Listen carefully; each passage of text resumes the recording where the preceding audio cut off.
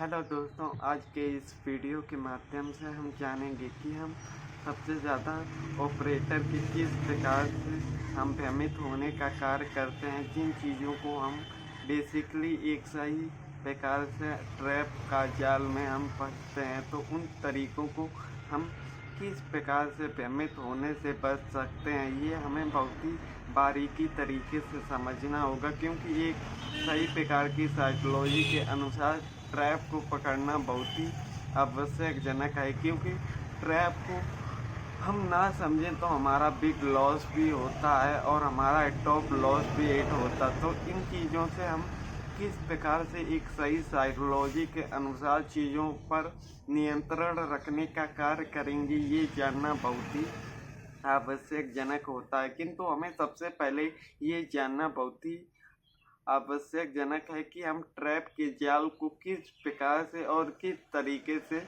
जानें। क्योंकि इन चीज़ों को बहुत ही सावधानी पूर्वक और क्लियर चार्ट के द्वारा ही हम समझने का कार्य करते हैं। किंतु हमें सबसे पहले ये जानना बहुत ही आवश्यकजनक है कि ये ट्रैप का जाल किस प्रकार से बनाया जाता है और हम इसे किस प्रकार से समझ पाएंगे। क्योंकि इन चीज़ों को हमें समझ में ही नहीं आता कि हम चीज़ें किस प्रकार से और कैसे इन पर नियंत्रण पा सके। तो सबसे पहले हमें ये जानना बहुत ही आवश्यकजनक है कि सपोर्ट रेजिस्टेंस किस प्रकार से काम करता है। क्योंकि इन्हीं पर लिक्विडिटी के चीज़ों के बारे में हम जानेंगे। क्योंकि लिक्विडिटी क्या होती है और इसे किस प्रकार से यूज करते हैं, ये समझना हमें बहुत ही आवश्यकजनक है। क्योंकि सबसे ज़्यादा हमारे लोगों के टॉप लॉस होते हैं, वहीं सबसे ज़्यादा ट्रैप होने का जाल होगा। क्योंकि सबसे ज़्यादा ऑपरेटर सभी के टॉप लॉस की जानकारी को बहुत ही बेहतर तरीके से समझता है, जिससे वो लोगों के टॉप लॉस हिट करे, फिर बाद में आपके ही ऑर्डर को बाय करेगा। किंतु ये किस प्रकार से कार्य होता है और इन चीज़ों को हम किस तरीके से समझ पाएंगे, ये हमारे लिए बहुत ही महत्वपूर्ण जानकारी होने वाली है। क्योंकि इन चीज़ों को हम सही प्रकार से समझ ही नहीं पाते कि ये चीज़ें हमारे विपरीत और हम इन्हें अपने फेवर में किस प्रकार से समझ सके। क्योंकि छोटी से छोटी और बड़ी से बड़ी चीज़ों के लिए हमें चार्ट को समझना बहुत ही आवश्यकजनक है। क्योंकि शुरुआती दिनों पर हम नए होते हैं और हमें कुछ भी मार्केट की नॉलेज नहीं होती, किंतु हम अपने पुराने साइकोलॉजी के अनुसार ही चीज़ों को समझते हैं। कहने का अर्थ ये है कि मार्केट की सही डायरेक्शन को हम पकड़ ही नहीं पाते, किंतु उल्टे तरीकों को हम बड़ी आसानी पूर्वक एंट्री कर लेते हैं और जिससे हमारा लॉस की कहानी और जर्नी प्रारंभ होती है। किंतु हमें सबसे पहले ये जानना आवश्यकजनक है कि मार्केट में सबसे ज़्यादा मोस्ट इम्पोर्टेंट चीज़ें यहाँ पर ये कॉमन है कि हम यहाँ पर लॉस जितना चाहें उतना कम समय पर कर सकते हैं, किंतु प्रॉफिट की बात आए तो हम सालों बीत जाते हैं, उतना प्रॉफिट नहीं कमाते। तो इन चीज़ों से हमें ये सीखना आवश्यकजनक है कि हम बर्बाद 1 घंटे में भी हो सकते हैं, किंतु जब हम उसको ग्रो करने की कोशिश करेंगे तो सालों लग जाते हैं, किंतु जितना हम लॉस किए हैं उसको रिकवर नहीं कर पाते। तो इन साइकोलॉजी के द्वारा हमें सबसे पहले अपने माइंड पर यह सवाल रखना होगा कि चीज़ों को हम उल्लंघन करने के लिए कुछ ही पलों पर अपना कैपिटल जीरो कर सकते हैं, किंतु जब कैपिटल की ग्रो की बात आती है तो उसमें डिसिप्लिन में रहना और चीज़ों को कंट्रोल करने के लिए हमें कई सालों की इंतज़ार करना पड़ता है। इसीलिए हमें कोई भी कार्य करना है तो सोच समझ कर और एक सही उपयोग के अनुसार ही चीज़ें समझनी चाहिए। क्योंकि समझने के लिए हमें अभ्यास और अनुभव की आवश्यकता होगी। क्योंकि जब तक हम अपने चीज़ों को बेहतर बनाने का कार्य नहीं करेंगे तब तक हम अपने आप को बेहतर बना ही नहीं पाएंगे। इसीलिए हमें स्वयं को बदलने की आवश्यकता है। क्योंकि जब तक हम अपने आप को एक सही मायने पर सीखने के लिए प्रेरित नहीं करेंगे तब तक हम अपनी चीज़ों को सही प्रकार से समझ ही नहीं पाएंगे, क्योंकि एक प्रॉफिट के लिए कई लॉस का भी सामना करना पड़ता है। इसीलिए हमें सबसे ज़्यादा अपने ट्रैप होने वाले ट्रेड के बारे में जानना है कि हम अपने ट्रेड पर ट्रैप किस प्रकार से होते हैं और इनको हम किस प्रकार से ट्रैपिंग के जाल में फंसते हैं। इन चीज़ों को हमें सरल और आसान भाषा के द्वारा ही सीखना होगा। तो कहने का अर्थ ये है दोस्तों कि हम ट्रैप अपने साइकोलॉजी के द्वारा होते हैं। कहने का अर्थ ये है कि जहाँ पर हम एंट्री करने वाले होते हैं वहीं पर बिग मनी सेलिंग करती है। तो कहने का अर्थ ये है कि सबसे पहले हमें अपने मार्केट की नॉलेज को सीखना होगा कि मार्केट किस प्रकार से चलती है और इनको किस प्रकार से चलाने के लिए साइकोलॉजी हमें अपने आप सीखनी होगी कि 99% लोग क्या करने वाले हैं और 1% क्या करने वाले हैं। इन चीज़ों को सीखने के लिए हमें समय लगेगा, किंतु अगर हम कोई भी कार्य को लगातार करने की कोशिश करते हैं तो समय के अनुसार भी चीज़ें हमारी फेवर में होने लगती हैं। किंतु हमारा कर्म होता है कि हम चीज़ों को सही प्रकार से सीखने में मदद और अपने आप को लगातार एक चीज़ पर बनाए रखें, क्योंकि चीज़ों को लगातार कार्य ही हम नहीं करते और हम अपने आप को डीमोटिवेट करने का कोशिश करते हैं। किंतु हमें अपने आप को शांतिपूर्वक एक चीज़ों को द्वारा समझने पर समय देना होगा, क्योंकि एक सही अभ्यास के लिए हमें कई बार अपने आप की साइकोलॉजी को तोड़ना होगा और अपनी चीज़ों को समझना होगा, क्योंकि चीज़ें हमारे लिए भी काम करती है किंतु हमारा विचार सही प्रकार का होना आवश्यक जनक है। तो ऑपरेटर हमारी साइकोलॉजी के बारे में पहले से ही भ्रमित का कार्य करते हैं। कहने का अर्थ ये है कि जहाँ हम एंट्री करते हैं वहीं एक सेलिंग कैंडल करते हैं। अब सेलिंग कैंडल हमारे लिए किस प्रकार का होता है और इन चीज़ों से हम किस प्रकार से इन साइकोलॉजी के बारे में समझने का कार्य करेंगे। कहने का अर्थ ये है कि ऑपरेटर जानते हैं कि हमारी एंट्री कहाँ पर है और हमारा टॉप लॉस कहाँ है। तो कहने का अर्थ ये है कि ऑपरेटर का टारगेट होता है कि हमारे टॉप लॉस को हिट करें और वहाँ पर वे अपनी बड़ी क्वांटिटी पर एंट्री करें, किंतु सबसे पहले उनका टारगेट होता है कि आपके टॉप लॉस को हिट कराना। इसीलिए आपको जहाँ पर आपको एंट्री होती है वहीं से आपका मार्केट नीचे गिरता है और आपको सामने कुछ ही पलों पर टॉप लॉस भी हिट होता है। तो इन चीज़ों को सबसे पहले हमें शांतिपूर्वक समझना होगा कि ये चीज़ें किस प्रकार से काम करती हैं। कहने का अर्थ ये है कि एक नॉर्मल ट्रेडर और ऑपरेटर में क्या अंतर है। कहने का अर्थ ये है कि जो नए लोग हैं जो मार्केट की साइकोलॉजी को नहीं समझते हैं तो वो नॉर्मल ट्रेडर पर आते हैं, और जो प्रो ऑपरेटर होते हैं वो मार्केट में सबसे ज़्यादा लॉन्ग टर्म में टिके रहते हैं और उन्हें मार्केट की हर चाल के बारे में पता होती है कि मार्केट किस प्रकार से ऊपर जाएगा और किस प्रकार से हमें इन लोगों का टॉप लॉस हिट कराना है। इसीलिए हमें अपने आप को समझना होगा और ऑपरेटर की साइकोलॉजी को भी समझना होगा, क्योंकि जब तक हम अपनी चीज़ों को सीखने के अनुसार प्रेरित नहीं करेंगे तब तक हम मार्केट की साइकोलॉजी के साथ समझ ही नहीं पाएंगे। इसीलिए हमें अपनी चीज़ों के साथ समझना और सीखना भी है, क्योंकि सीखने के लिए हमें समय और चीज़ों को प्रॉपर तरीके से रिसर्च करनी आनी चाहिए, क्योंकि कोई भी साइकोलॉजी को अपने आप और अपने अनुसार करने के लिए हमें कई रातों पर चीज़ों को अभ्यास और अनुभव करना होता है। क्योंकि चार्ट को लगातार देखने के लिए जो चीज़ें हमें सीखने वाले हैं और ऑपरेटर बायर की साइकोलॉजी से किस प्रकार लड़ते हैं ये हम चार्ट के द्वारा ही एक सही ट्रेड की साइकोलॉजी को समझते हैं। किंतु हमें शुरुआती दिनों पर प्रॉफिट का एक नया रूप दिखने को लगता है। कहने का अर्थ ये है कि जो नए लोग मार्केट में आ रहे हैं वो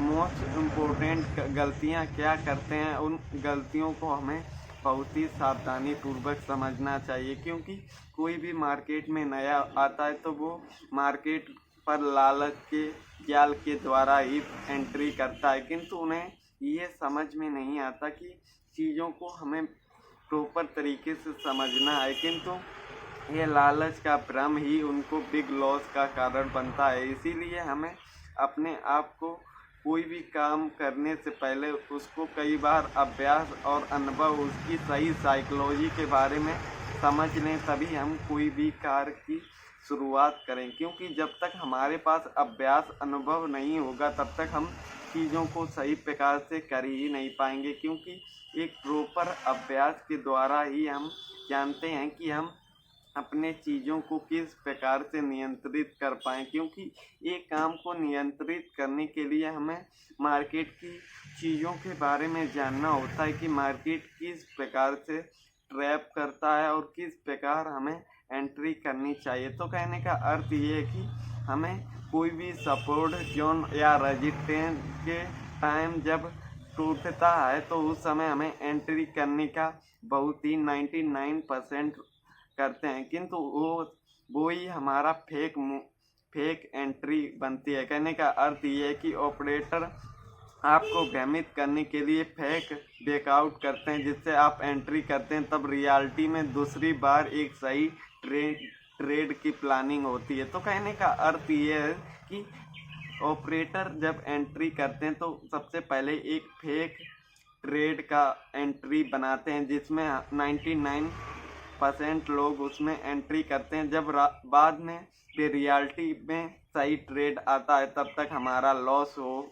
हुआ होता है। उस समय हमारी साइकोलॉजी काम ही नहीं करती। इसीलिए हमें अपने आप को सावधान रखना है और हमें अपने स्वभाव के अनुसार समझना है कि 99% लोग एंट्री किस प्रकार से करते हैं, और वहीं पर जहां आपकी एंट्री बनती है वहां पर आपको एक बार रोक के देखना है कि उस समय अगर आप एंट्री नहीं करते हो तो मार्केट ऊपर जाता है या नीचे जाता है। इन चीज़ों को जब तक हम एक सही साइकोलॉजी के अनुसार समझेंगे तभी हम जान पाएंगे कि चीज़ें हमारे फेवर में चलती हैं। अगर आपके फेवर में नहीं जाता है तो आपको सीख मिलेगी कि मार्केट क्यों नीचे नहीं गया या ऊपर नहीं गया। क्योंकि इसमें जब हम समय बिताएंगे तभी मार्केट के बारे में एक सही साइकोलॉजी के चीज़ों को समझ सकते हैं। किंतु जब तक हम अपने आप को समय नहीं देंगे तब तक हम चीज़ों को सही प्रकार से समझ ही नहीं पाएंगे। इसीलिए हमें कोई भी कार्य करने से पहले अपने आप को एक सही प्रकार से इच्छुक बनाना होगा कि हम करने वाले क्या हैं और उसमें कठिनाइयाँ किस प्रकार से आ सकती हैं और हमें उन चीज़ों से किस प्रकार से निकलना है। क्योंकि जब तक ये मन में हमारे सवाल रहेंगे तब तक हम अपने आप को प्रेरित ही नहीं कर पाएंगे। कहने का अर्थ ये है कि क्वेश्चन को दिमाग में होना और उनकी आंसर भी ढूंढना हमारा ही कार्य होता है। क्योंकि जब तक हम अपने आप को एक सही चीज़ के बारे में नहीं समझेंगे तब तक हम अपने आप को सही प्रकार से यूज ही नहीं कर पाएंगे। क्योंकि हमारे माइंड पर कई प्रकार के उल्टे सीधे चीज़ें चलती रहती हैं जिसके बारे में हम सही जगह पर चीज़ों को समझ ही नहीं पाते। कहने का अर्थ ये कि कोई भी चीज़ हम सीखते हैं तो उसमें समय लगता है, किंतु समय ही ना दें और फिर भी सीख जाएं तो ऐसा संभव नहीं होता। इसीलिए हमें अपने आप को सही प्रकार से समझने के लिए और मार्केट की एक से एक बेसिक चीज़ों को सीखने के लिए समय लगता है, जिससे हम अपने आप को चीज़ें को सीखकर एक सही प्रकार की साइकोलॉजी बनाने का कार्य करते हैं। क्योंकि जब हम लंबे समय तक मार्केट में टिकते हैं तो मार्केट की चाल और साइकोलॉजी के बारे में भी सीखने लगते हैं। इसीलिए हम अपने आप को सही प्रकार से कर की चीज़ें यूज होती हैं। किंतु अगर हम मार्केट देखते ही नहीं हैं तो फिर भी हम ट्रेड करते आएँ तो उस समय हमारी मानसिक भी चीज़ें काम ही नहीं करती। इसीलिए हमें सबसे ज़्यादा अपने आप को प्रेरित करना है कि हम जो चीज़ सीखने वाले हैं उसमें समय लगेगा और धैर्य भी होना चाहिए। क्योंकि जब तक हमारे अंदर धैर्य नहीं होता है तब तक हम कोई भी कार्य नहीं कर पाते। किंतु हमें अपने स्वभाव के अनुसार भी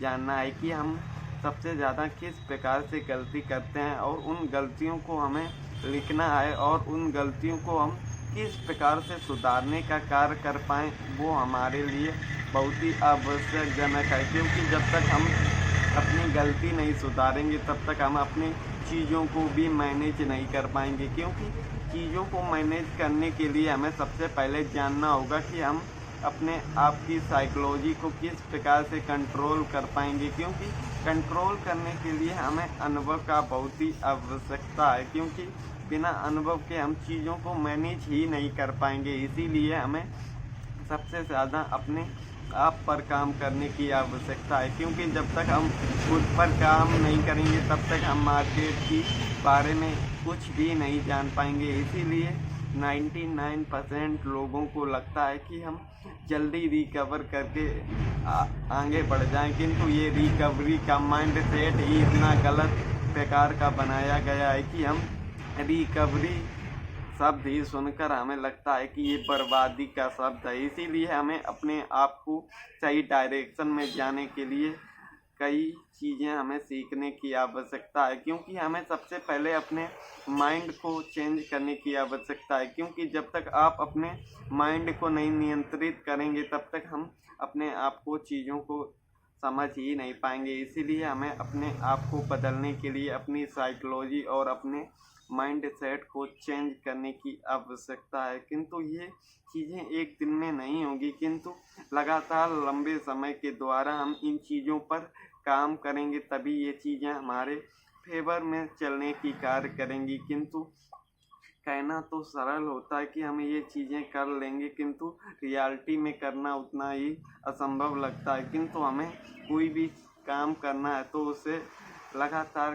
करते रहना चाहिए। कहने का अर्थ ये है कि कोई भी हम काम करते हैं दिन में थोड़ा ही करें, किंतु लगातार करेंगे तो समय के अनुसार भी हम उन चीज़ों को लगातार कुछ ना कुछ सीखने का अभ्यास करेंगे। किंतु हमें लंबे समय तक धैर्य और अपनी इच्छा शक्ति को भी मायने पर सही प्रकार का यूज करना होता है। तो दोस्तों, हमें सबसे ज़्यादा ये जानना था कि हम ऑपरेटर को किस प्रकार से जान सके। किंतु ऑपरेटर की साइकोलॉजी हमें सबसे ज़्यादा समझना चाहिए कि ऑपरेटर हमारे किस प्रकार से हमें भ्रमित करता है। किंतु किस प्रकार हम भ्रमित होते हैं ये सबसे बड़ा सवाल बनता है। किंतु इस सवाल का आंसर हमें तभी मिलेगा जब हम कोई भी ट्रेड करने वाले हैं। किंतु ट्रेड पर कोई ऐसी कैंडल बनेगी जहाँ पर हम चाहकर भी एंट्री करने से नहीं रोकते, किंतु वो ट्रेड आपके सामने ही गलत हो जाए तो उस समय आपको आभास होगा कि यहाँ पर हम 99% लोग एंट्री करने से रोक ही नहीं पाते और उस समय ऑपरेटर अपनी चाल को चलता है। उसी समय आपको आभास होगा कि चीज़ों को जितना आसान दिखता है उतना आसान होता नहीं। इसीलिए हमें अपनी साइकोलॉजी और अपनी मानसिकता पर कार्य करना है। तो आज के वीडियो पर इतना ही, मिलते हैं एक नए वीडियो पर एक नई जानकारी के साथ। तो